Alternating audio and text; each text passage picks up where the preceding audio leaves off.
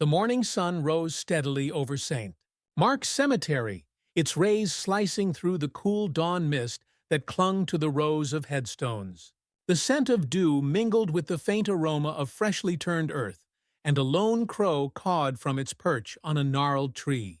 For Eleanor White, the day was both relentless and surreal. The world around her moved, yet time seemed frozen, locking her in an unyielding embrace of grief. Leon's casket gleamed in the harsh sunlight, polished mahogany marred only by the absence of any official emblem. Eleanor's eyes, swollen from endless nights of tears, traced its smooth contours, struggling to accept that this would be her final goodbye. She blinked, and suddenly she was back in their small kitchen, Leon's laughter filling the space as he teased her about her burnt toast. The memory came like a blade, cutting through her chest, leaving her breathless. Around her a small crowd had gathered, but it felt distant. She could barely distinguish the murmured condolences or the whispers behind gloved hands. She knew what they said. Officer White, a hero turned traitor. That story had been retold 100 times in the tabloids, each headline another stone thrown at Leon's tarnished legacy. Only a handful of faces among the mourners were familiar, friends who had dared to stand by her despite the scandal. Detective Carl Monroe stood slightly apart, his gaze fixed on the ground. The lines on his face seemed deeper today, etched by guilt and loyalty. He had been Leon's partner, a man who once pledged to have his back no matter what. Now, even he appeared to wrestle with doubt.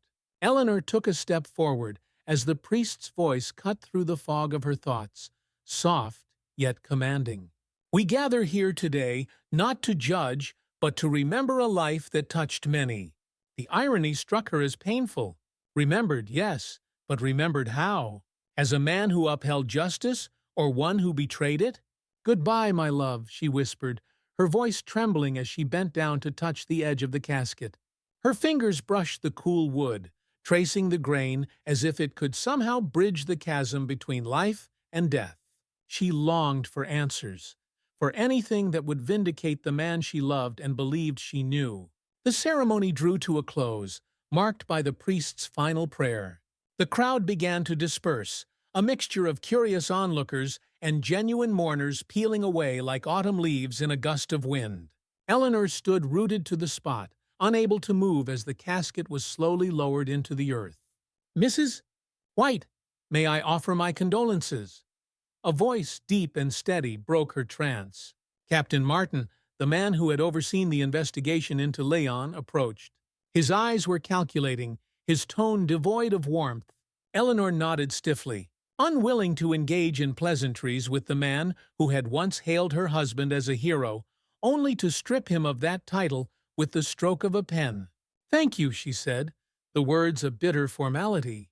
Martin lingered for a moment longer, his gaze shifting to the descending casket.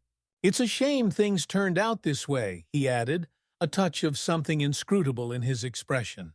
Before she could respond, he turned on his heel and walked away, his polished shoes crunching on the gravel path. As the last of the guests departed, Eleanor found herself alone with Leon's grave, silence settling like a shroud over the cemetery. She felt a sudden, inexplicable chill despite the warmth of the morning sun.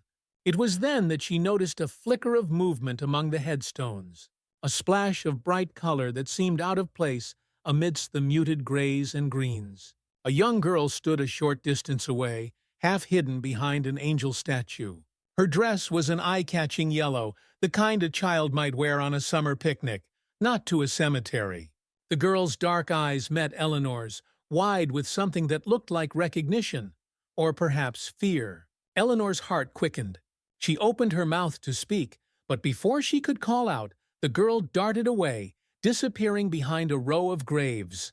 Eleanor's hand instinctively reached out as if she could catch the child before she vanished. "Wait!" she called, her voice echoing in the stillness. But there was no response, only the rustle of leaves and the distant hum of traffic. She stood there, puzzled and slightly unsettled. Who was the girl, and why did she seem so familiar? The sun had climbed higher in the sky, casting long, shifting shadows as Eleanor made her way back to her car. The morning heat bore down on her, making the air feel dense and stifling. As she approached her vehicle, parked at the far end of the cemetery's gravel lot, something caught her eye. An envelope was tucked beneath the windshield wiper, the white paper creased and folded in a deliberate manner. Eleanor's brow furrowed as she reached for it. The paper was warm to the touch, crinkled like it had been held tightly. She unfolded it carefully, and something small and metallic tumbled into her hand. A gold locket, worn and slightly tarnished. Her breath caught as she recognized it instantly. It was the very locket Leon had given her on their first wedding anniversary, inscribed with the words, "Forever, my Eleanor." Her hands shook as she unfolded the note. The handwriting was jagged and uneven, as if written in haste or by an unsteady hand. He died protecting her. Eleanor's heart raced, the cryptic message echoing in her mind. Protecting who? Her eyes darted around the empty lot, half expecting to see someone watching her from the shadows. But there was no one. Only the silence and the distant rustle of leaves answered her unspoken question. Eleanor sat at her kitchen table, the morning light filtering through the half-closed blinds, casting thin, striped shadows across her face. The gold locket, now polished to a faint gleam, sat in the center of the table. She traced its familiar surface with her fingertip, trying to make sense of the cryptic note that accompanied it. He died protecting her. Who was her? The memory of the girl in the yellow dress loomed large in her mind. Who was she, and how was she connected to Leon's death? Eleanor felt a strange urgency she hadn't known in weeks. The grief that had pinned her down now shifted, giving way to a determination that made her pulse quicken. She stood up suddenly, the chair scraping against the worn linoleum floor. A name crossed her mind. Detective Carl Monroe, Leon's former partner. If anyone would know more about what Leon had been involved in, it would be Carl. She picked up her phone and hesitated for a moment before dialing his number. The line rang a few times before his familiar gravelly voice answered. "Monroe here." "Carl, it's Eleanor," she said, surprised at how steady her voice sounded. There was a pause, and she could almost hear him running a hand over his unshaven jaw. "Eleanor, I didn't expect—" He stopped himself. "What can I do for you?" "I need to talk to you," she said, gripping the locket tighter. "It's about Leon." The diner Carl had chosen was an old haunt from their shared past. Back when Leon would drag Eleanor out on Sunday mornings for coffee and greasy breakfasts, the faded red booths and the scent of bacon felt comfortingly familiar. But today, the nostalgia only deepened her sense of loss. Carl was already there, his bulky frame hunched over a steaming cup of coffee. He looked up as Eleanor approached, his eyes softening with a mix of sympathy and weariness. "Thanks for coming," she said, as she slid into the booth opposite him. "Of course," Carl replied, taking a sip of his coffee. "What's this about, Eleanor?" Wordlessly, she placed the locket on the table between them and watched as his brows furrowed. "Leon's?" he asked, picking it up and turning it over in his thick fingers. She nodded. "I found it on my car with this." She handed him the note. Carl read it, his jaw tightening. He glanced around the diner as if ensuring they weren't overheard. "Do you know what this means?" "No," Eleanor admitted, "but I think you do." Carl sighed heavily, placing the locket and note back on the table. "There was more to what happened that night than the department let on," he said, lowering his voice. "Leon was looking into something big, something that involved more than just the usual gang activity." Eleanor leaned forward. "And the girl? I saw her at the cemetery, and now this message. Who could she be?" Carl shook his head. "I'm not sure, but if Leon was protecting her, it means she's important. Dangerous, even." Eleanor left the diner with more questions than answers, but Carl's reluctance to share more was telling. If Leon had been investigating something secret, it made sense why the department would want to bury the story. She returned home and rummaged through Leon's belongings, kept untouched in his old study. The room smelled faintly of cedar and aftershave, a combination that made her heart twist painfully. There, in the bottom drawer of his desk, she found a small leather-bound journal. The pages were filled with Leon's neat handwriting, notes about cases, observations, and, on the last few pages, Cryptic references to someone named Zara. Her breath caught. Was this the girl's name? The next morning, Eleanor retraced Leon's last steps. His final assignment had taken him to an old derelict part of the city, known for its labyrinth of alleyways and abandoned warehouses. As she navigated the cracked sidewalks, a sense of foreboding crept over her. She stopped in front of a graffitied building and noticed fresh, small footprints leading toward a side door. Before she could make sense of it, the door creaked open slightly, and she saw a familiar face. The girl in the yellow dress, her eyes wide with recognition and fear. "Wait!" Eleanor called, stepping forward. The girl hesitated, her small form poised for flight. The girl's eyes darted to the side, as if gauging the possibility of escape. Eleanor held up her hands in a calming gesture. "Please don't run. I just want to talk," she said, her voice barely louder than the rush of wind between the crumbling buildings. The girl bit her lip, glancing behind her nervously before stepping just a fraction further out of the shadows. "Who are you?" she asked, her voice thin and shaking. "I'm Eleanor. I was Leon's wife," Eleanor said, her voice catching on his name. I think he was trying to protect you. Am I right?" The girl's dark eyes widened, and for a brief moment Eleanor thought she would run. But instead, the child nodded slowly. "My name is Zara," she whispered, confirming what Eleanor had found in the journal. Before Eleanor could ask more, the sound of hurried footsteps echoed from deeper in the building. Zara's eyes went wide with panic, and she darted forward, grabbing Eleanor's wrist with surprising strength. "We have to go, now." Without thinking, Eleanor let herself be led away from the door and around the side of the building, ducking into a narrow alley. The footsteps grew louder, followed by gruff voices. Where did she go? "She was just here," one of the men said, his tone laced with frustration. Eleanor's heart pounded in her chest, each beat echoing in her ears. Zara pressed herself flat against the wall, pulling Eleanor down with her.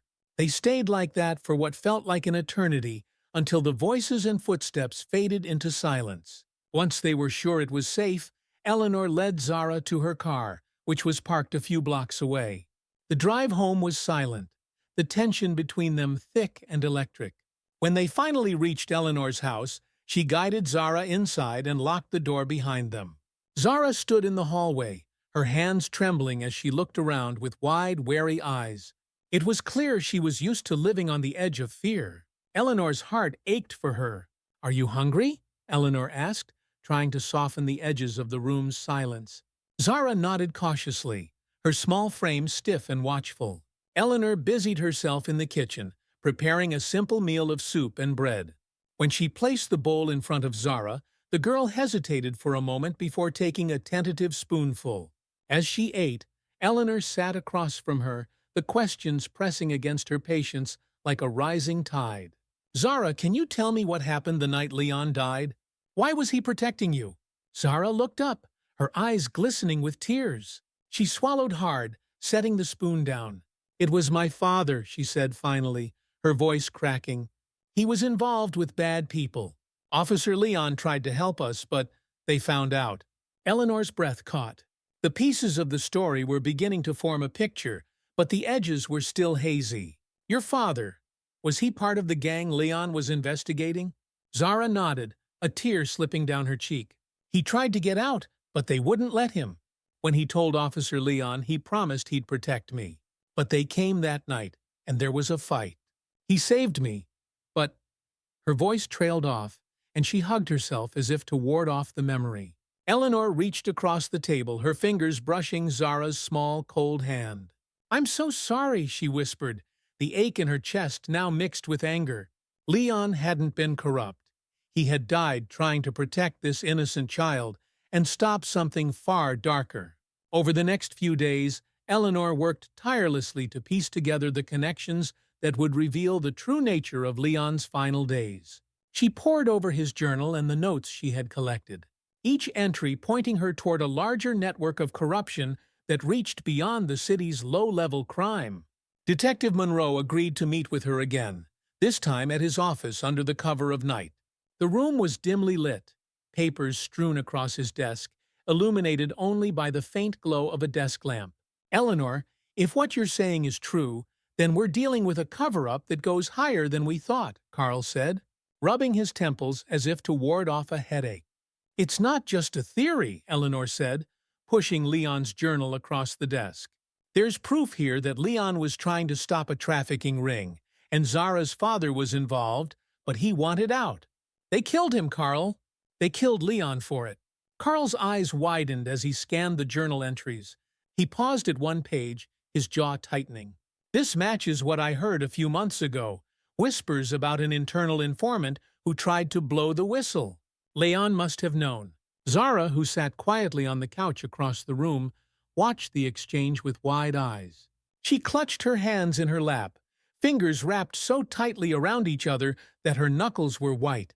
"Then why was this buried?" Eleanor asked, her voice breaking.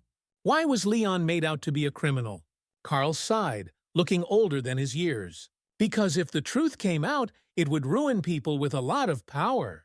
People who would do anything to keep their names clean." As Eleanor, Carl, and Zara worked to put the pieces together, shadows from Leon's past began to resurface. Strange cars parked too long on their street, anonymous calls that hung up as soon as she answered, and messages scrawled on her front door warning her to stop digging. Zara's eyes grew more fearful with each new threat, but Eleanor knew they couldn't stop. The truth was close, and Leon deserved justice. One evening, while Eleanor was sifting through police reports Carl had secretly slipped her, Zara suddenly appeared at her side, her face pale. "There's someone outside," she whispered. Eleanor's stomach dropped. She peeked through the curtains and saw a figure standing just beyond the glow of the streetlight, half hidden in the dark. Eleanor's pulse quickened as she watched the shadowy figure shift, stepping momentarily into the dim halo of light before retreating again. It was a man, tall and broad-shouldered, with the unmistakable silhouette of someone who had spent years navigating danger. She glanced back at Zara, who stood clutching the edge of her shirt, her small body trembling. "Carl," Eleanor whispered, picking up her phone. The line connected after 2 rings, his voice heavy with exhaustion. "Eleanor? It's late." "There's someone outside," she said, her voice shaking but steady. Carl's tone immediately changed, alert and sharp. "Lock your doors. I'll be there in 10 minutes. Don't let anyone in."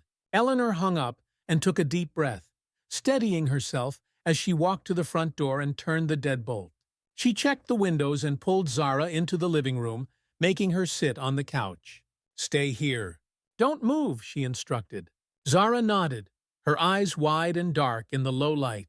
Minutes passed, each second stretching painfully as Eleanor watched the shadow pace on the sidewalk. Finally, the sound of a car engine interrupted the tension, and Carl's familiar sedan rolled up to the curb. The figure took a step back into the deeper shadows, and Eleanor's heart lurched. Carl emerged from the car, his gun drawn. He scanned the area, his posture rigid and ready. "Who's there?" he barked into the night. The figure stood silent for a moment, then took a few steps forward. "It's me," a voice called out, deep and resonant. A man stepped into the light, his hands raised in a gesture of surrender. His face, once obscured by the night, became visible, revealing sharp features and eyes that gleamed with a mix of determination and weariness. "Who are you?" Carl demanded, not lowering his weapon. The man's eyes darted past Carl to the house, settling on the window where Eleanor stood. "My name is Miguel Ortega," he said. "I know what happened to Officer Leon White." Carl's eyes narrowed as he studied the man before him, but he kept his gun raised.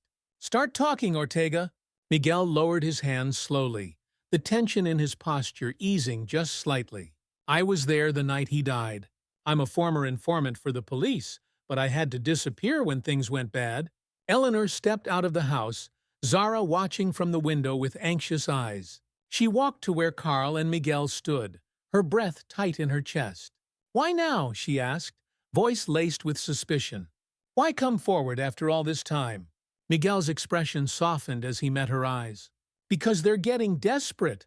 The people Leon was investigating, they know you're looking into this." "You and the girl," he said, nodding toward the house. "I came to warn you and to help if I can."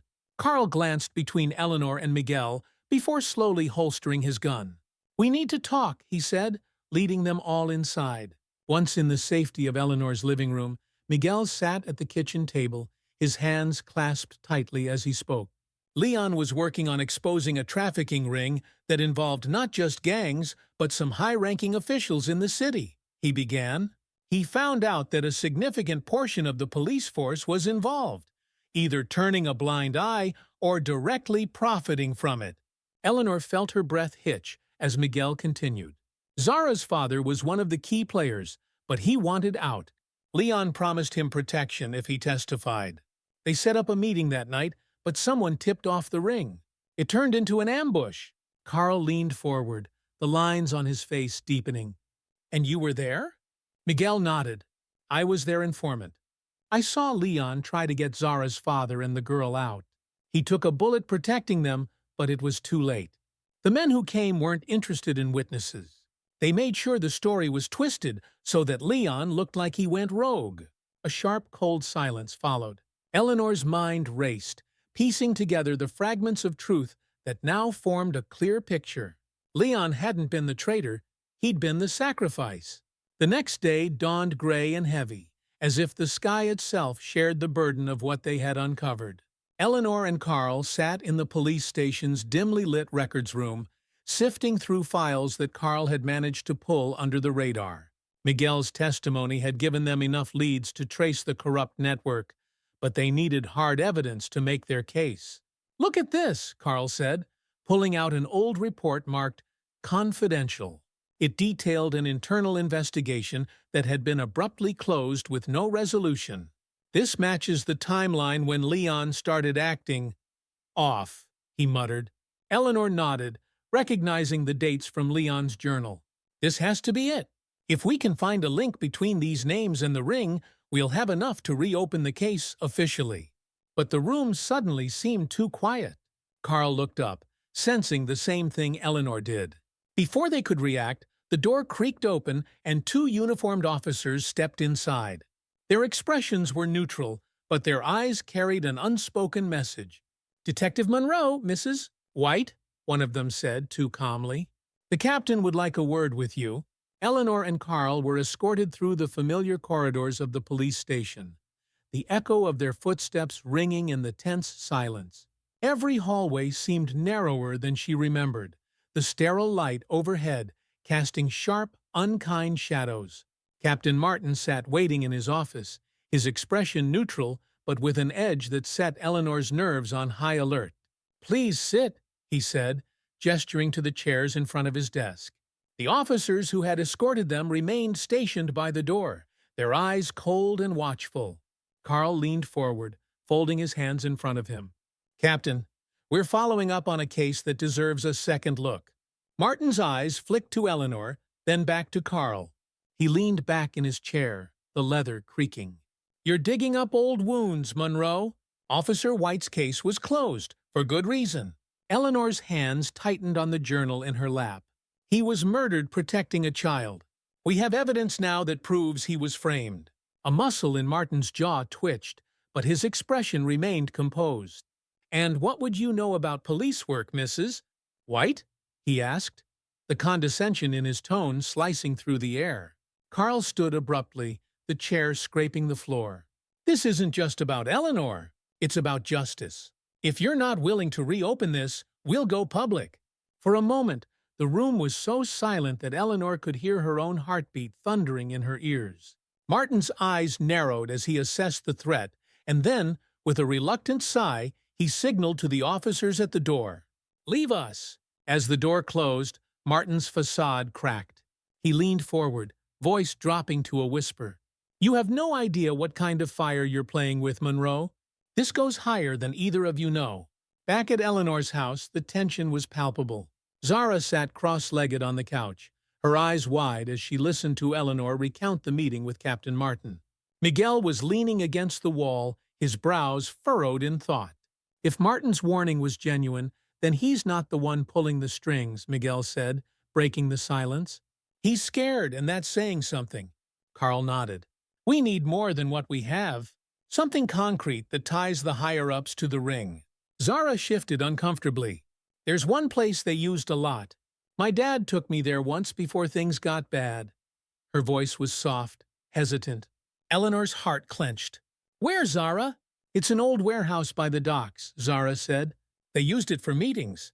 I remember the smell of the river and the sound of the boats. It was where Leon came to help us that night. Carl exchanged a look with Miguel. If that's where they planned their operations, we might find records. Evidence! Miguel pushed off the wall, a determined gleam in his eyes. Then that's where we go. The air by the docks was thick with the scent of salt and rust. Eleanor shivered as the group approached the warehouse, its corrugated metal walls looming like a silent sentinel against the night sky. The city lights glistened on the inky water, broken only by the slow churn of a passing barge. Carl led the way, his flashlight slicing through the darkness. The beams illuminated crates and rusted machinery, casting long, eerie shadows. Zara's small hand clutched Eleanor's tightly as they moved deeper into the belly of the building. Miguel stopped suddenly, motioning for silence. The faint shuffle of movement came from somewhere above. Eleanor's breath caught as Carl pointed his flashlight upward, revealing a catwalk where two figures stood, barely visible in the dim light. "Someone's here," Miguel whispered, his hand moving to the small pistol tucked in his waistband. Before they could react, a voice called out, sharp and familiar. "Well, well, I didn't expect to see you again, Ortega." A figure emerged from the shadows, and Eleanor felt her blood run cold. It was Officer Troy Green, the man rumored to have been present on the night Leon died. His smirk was as unsettling as the gun he pointed at them. Carl's face hardened. "Green? I should have known." "Too late, Monroe," Green sneered. "This little reunion is over." The tension shattered as a shot rang out. Carl lunged, knocking Eleanor and Zara to the ground as Miguel returned fire.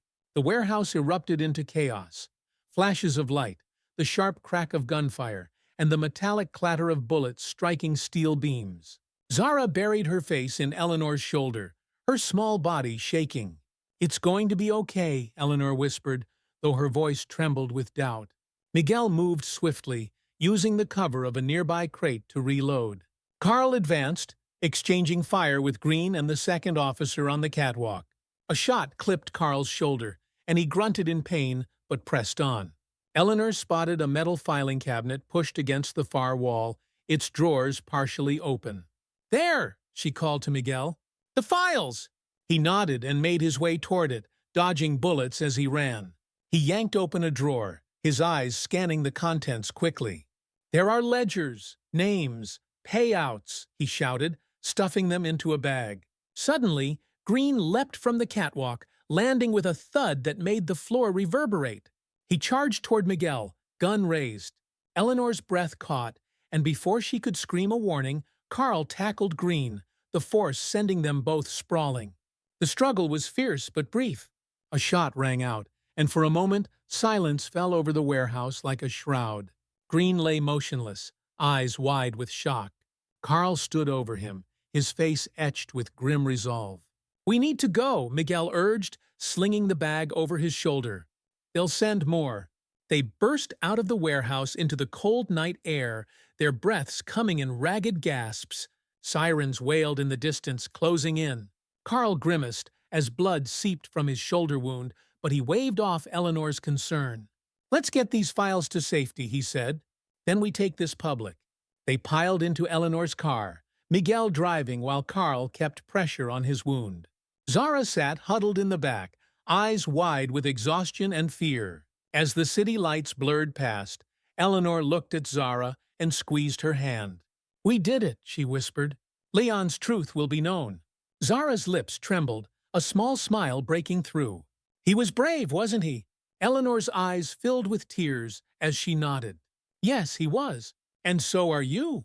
The files they had retrieved would be the key to bringing down the corruption that had claimed Leon's life and nearly destroyed them all. But as they raced through the city streets, Eleanor knew this was just the beginning.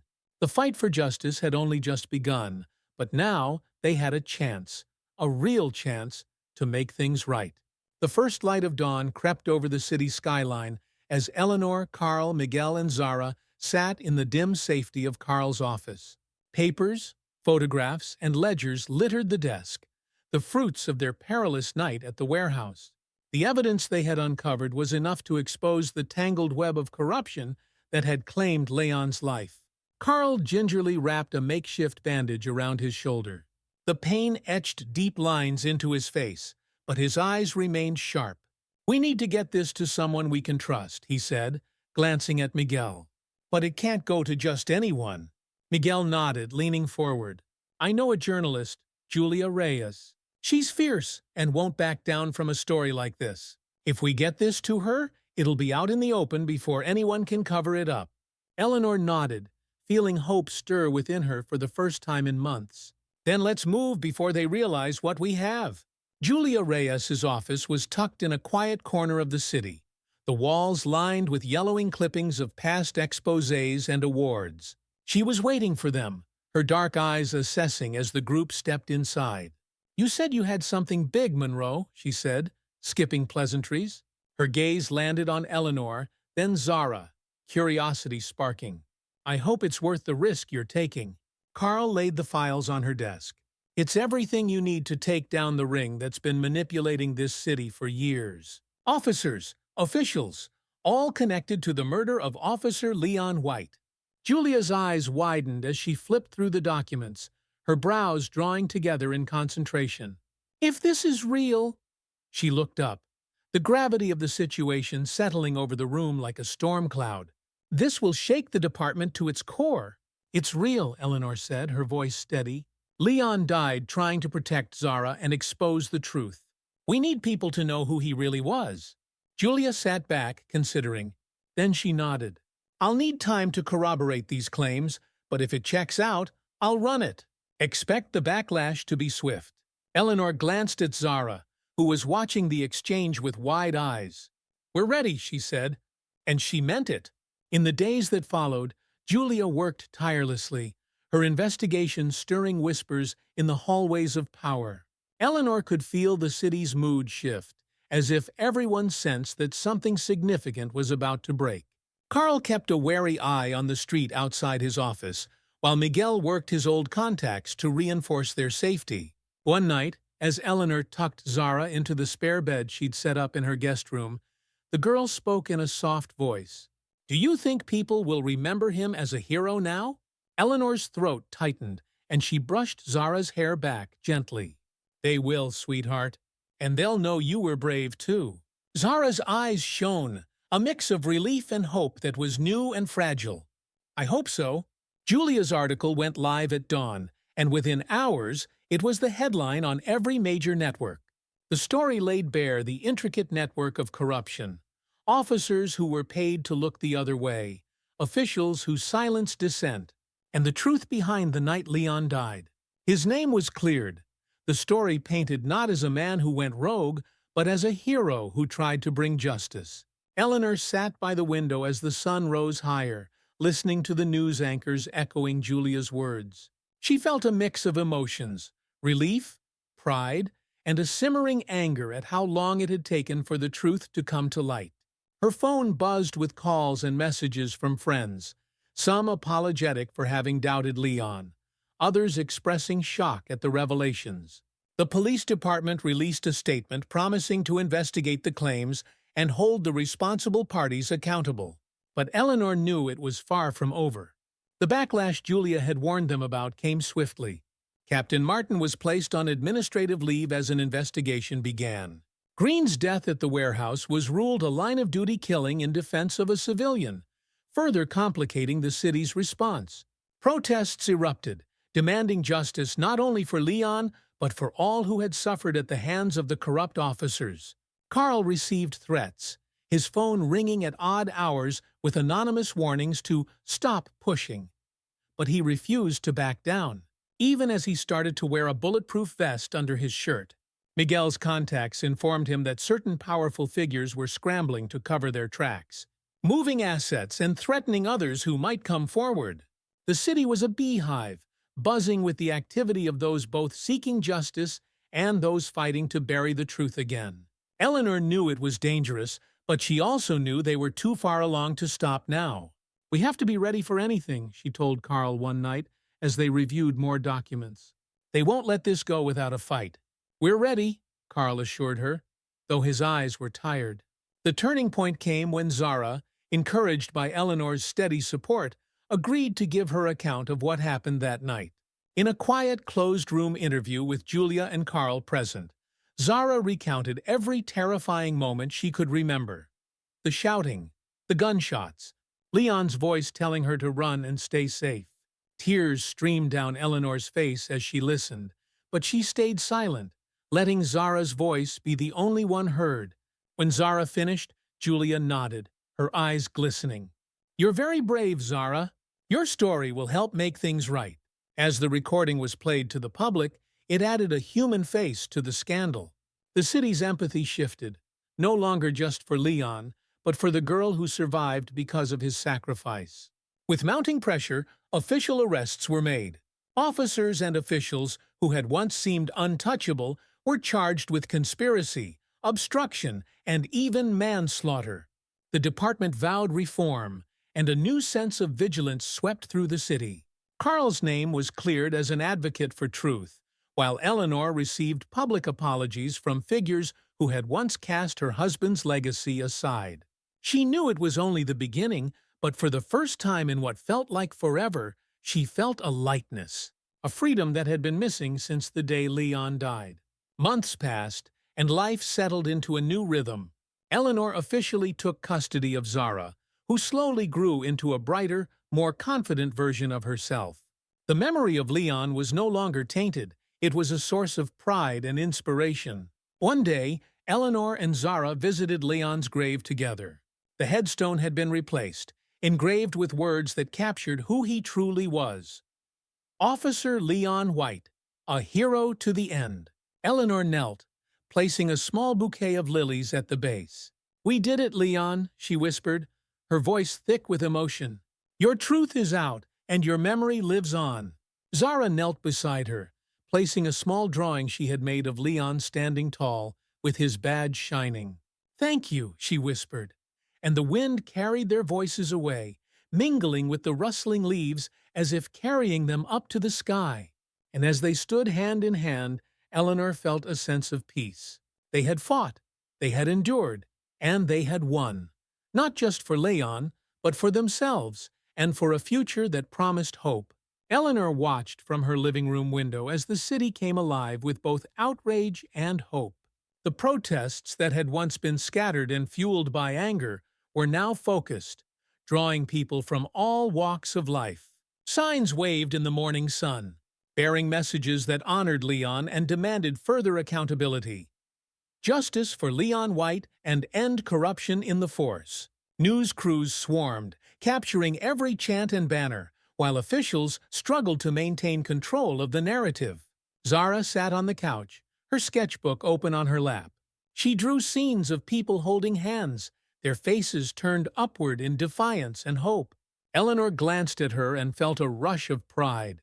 Zara's resilience was inspiring. She was no longer the scared, shadowed girl she had first met, but a symbol of what Leon had fought for. Innocence preserved and protected. Carl called later that day, his voice a mix of exhaustion and triumph. The DA is taking the case to trial. They're charging the key players in the department with conspiracy and obstruction. Eleanor closed her eyes, the news settling over her like a warm blanket. "It's happening, isn't it? It's really happening." "It is. But we're not done. The trial is going to be ugly.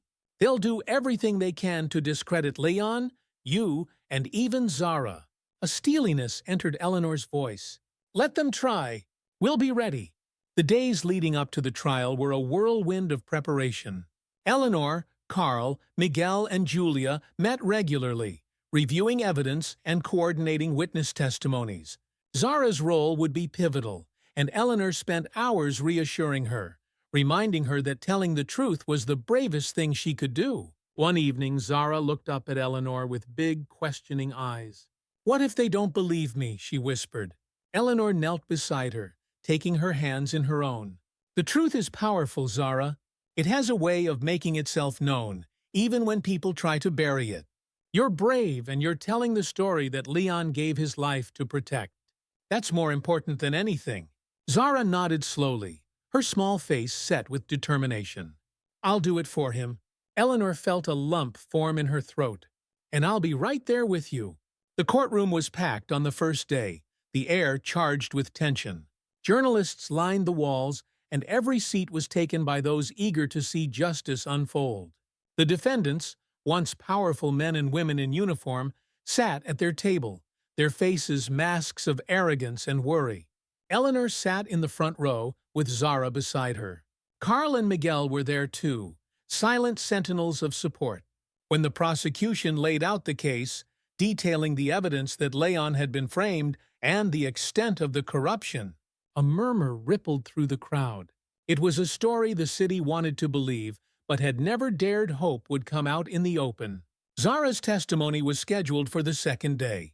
When she took the stand, a hush fell over the room. Her small figure looked almost fragile under the harsh courtroom lights, but her voice, though soft, was clear. I was there the night Officer White tried to save me, she began, her eyes darting to Eleanor, who gave her an encouraging nod. He promised to help us. He didn't do anything wrong. The defense attorney stood up, ready to discredit her, but Zara didn't falter. She recounted the night as she remembered it, her voice unwavering even when the questions turned sharp and accusatory. Every word she spoke reinforced Leon's innocence, painting him as the protector he was. Eleanor's heart swelled with pride, and tears welled in her eyes. The courtroom was spellbound, and even the judge watched Zara with a softened expression. As the trial progressed, the defense called witnesses who painted Leon as a rogue officer, someone who had acted out of self-interest. It was painful to hear, and each lie landed like a blow. But the prosecution, armed with the evidence Eleanor and the others had risked so much to gather, pushed back.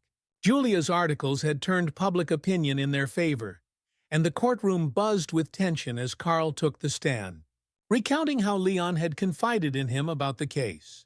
He described Leon's last days, the fear he had seen in his friend's eyes, and how Leon's investigation had uncovered the web of deceit that had led to his death. Miguel's testimony was equally powerful. He provided details that linked the defendants to the ring and explained the threats he faced after Leon's death. His words landed like hammer blows, further cementing the case against the corrupt officers. Days turned into weeks, and the trial became the focal point of the entire city. The streets outside the courthouse were filled daily with protesters, demanding justice, and signs supporting Leon's legacy. Tensions were high as the jury deliberated, the wait punctuated by restless nights and anxious mornings. Eleanor sat with Zara on the steps of the courthouse one afternoon, watching as a flock of birds soared above them. The city seemed to hold its breath, waiting for the outcome.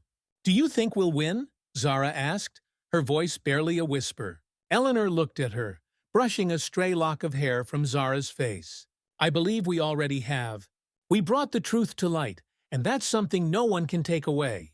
The day the verdict was announced, the courtroom was filled beyond capacity. The judge read the jury's decision slowly, each word ringing out like a tolling bell.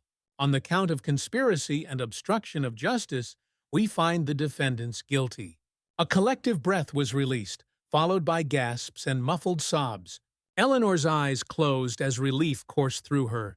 She reached for Zara's hand, squeezing it tightly. Leon's name was officially cleared, and the corrupt network that had taken so much from them was dismantled. The judge's gavel fell, and the trial that had rocked the city was over. The following days were a blur of interviews, official statements, and public apologies. The department promised reform, and Leon's memory was honored in a ceremony attended by those who once doubted him. Eleanor stood before the crowd at the memorial, Zara by her side. She spoke with a voice steady and full of conviction. Leon was more than an officer. He was a husband, a protector, and a man of unwavering principles. Today we remember him as he truly was, a hero. The crowd applauded, the sound washing over her like a wave. Zara squeezed her hand, a silent reminder of the bond they now shared. Eleanor looked out at the sea of faces and felt a sense of closure. Justice had been served, and a new chapter was beginning. Life didn't return to what it had been, but it found a new normal. Eleanor officially adopted Zara, their bond deepened by shared loss and triumph. The city moved forward, changed by the trial and the reforms that followed.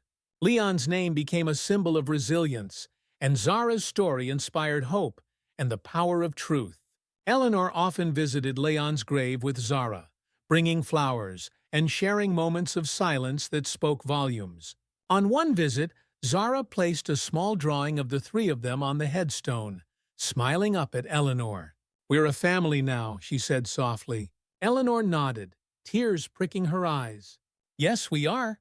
And as the wind whispered through the trees, carrying the scent of new beginnings, Eleanor knew that Leon's legacy would live on, not just in the memory of those who loved him, but in the very fabric of a city that had finally learned to fight for justice.